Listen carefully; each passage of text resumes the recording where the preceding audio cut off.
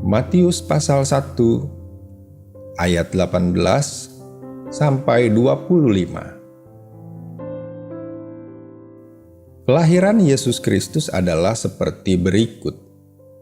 Pada waktu Maria ibunya bertunangan dengan Yusuf, ternyata ia mengandung dari Roh Kudus sebelum mereka hidup sebagai suami istri. Karena Yusuf suaminya seorang yang tulus hati dan tidak mau mencemarkan nama istrinya di muka umum, ia bermaksud menceraikannya dengan diam-diam.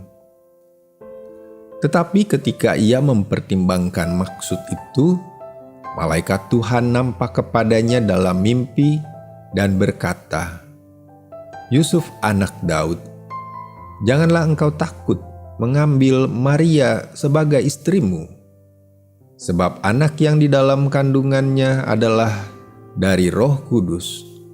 Ia akan melahirkan anak laki-laki, dan engkau akan menamakan dia Yesus, karena dialah yang akan menyelamatkan umatnya dari dosa mereka."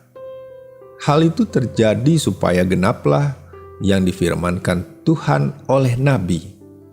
Sesungguhnya anak darah itu akan mengandung dan melahirkan seorang anak laki-laki, dan mereka akan menamakan dia Immanuel, yang berarti Allah menyertai kita.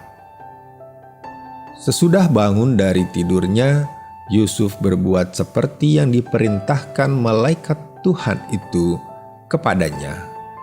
Ia mengambil Maria sebagai istrinya, tetapi tidak bersetubuh dengan dia sampai ia melahirkan anaknya laki-laki, dan Yusuf menamakan dia Yesus.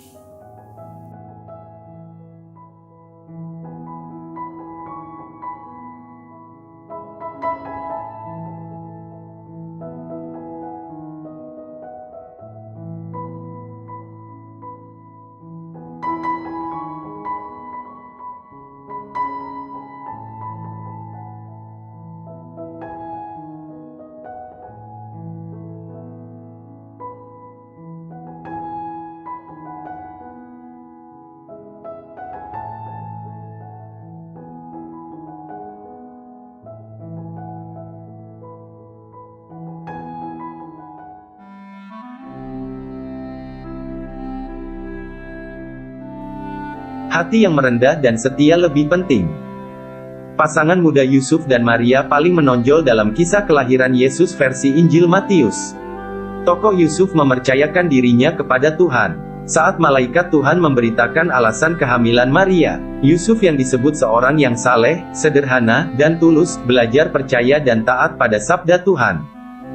Melalui Roh Kudus, Tuhan berkarya secara istimewa dalam diri Maria. Pada awalnya, dalam diri Yusuf timbul rasa ragu dan konflik batin saat ia mengetahui tunangannya hamil. Injil Matius mencatat bahwa ia bermaksud menceraikannya dengan diam-diam. Di satu sisi, Yusuf tidak menginginkan Maria bernasib malang karena ia pasti dirajam oleh masyarakat Yahudi. Di sisi lain, ia tidak dapat menerima kenyataan itu dan berupaya meninggalkan Maria dengan cara menceraikannya. Ia tidak ingin mempermalukan martabat tunangannya di depan publik. Mungkin Yusuf berpikir bahwa dengan cara seperti itu barangkali Maria dapat menikah dengan lelaki yang telah membuatnya hamil. Inilah jalan iman yang dihayati dengan ikhlas dan rela oleh Yusuf. Tetapi setelah mengetahui yang sebenarnya, Yusuf memilih tetap menikahi Maria, menerima calon istrinya dengan rendah hati dan setia pada rencana Tuhan. Di hari Natal ini kita bersyukur bahwa Sang Juru Selamat telah lahir. Kita berpesta dengan berbagai macam cara sesuai tradisi di dalam keluarga masing-masing, tetapi bagaimana dengan hati kita? Sudahkah kita rendah hati dan setia, mempercayai Dia dalam hidup kita dan percaya akan rencananya? Jangan fokus pada perayaannya, lebih baik fokus pada hati kita, dan merenungkan apakah hidup kita selama ini sudah sesuai dengan kehendak-Nya.